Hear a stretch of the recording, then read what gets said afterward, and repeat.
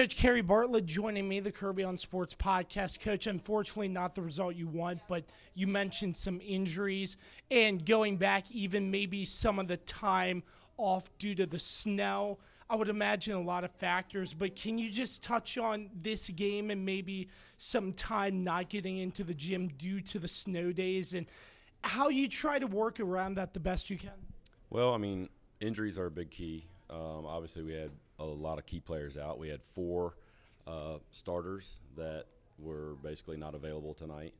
So we kind of knew what the task was going into it. Not being able to practice is a big part of that, just as far as execution, having a lot of new faces in new places kind of thing.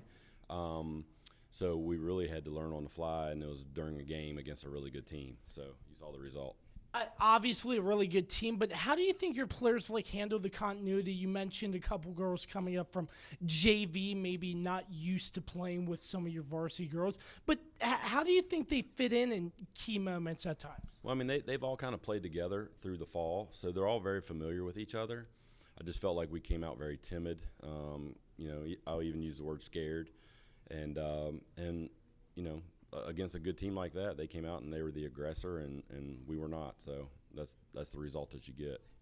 Do you think maybe Brentsville coming out in the press to sort of start the game had them a little timid like that, and how did you sort of coach them through that in a sense? Yeah, I mean, we prepared for that.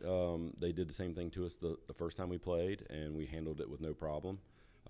Obviously, different personnel.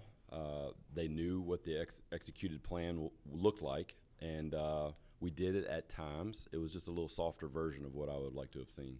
Yeah, so obviously some of your younger girls that I saw putting up some good shots, not going, but it looked like the effort was there. Can you just touch on the effort of your girls despite the loss? Yeah, I mean, we preach every possession is an opportunity, and to do your job and to just dig down and find a way. We competed. They were just better than us.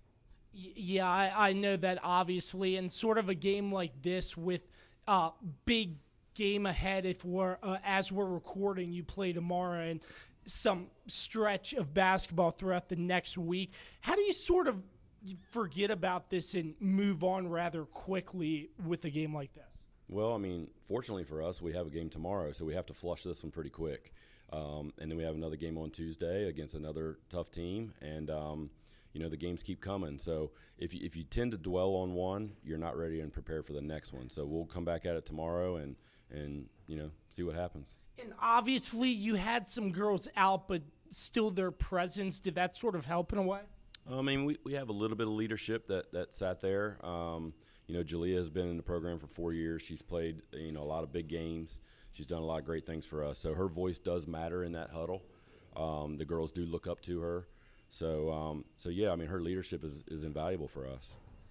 Coach Bartlett, once again, appreciate the time. I know not the result you want, but Millbrook, once again, the Lady Pioneers falling to Brentsville District. Thanks so much for your time. Appreciate you having me.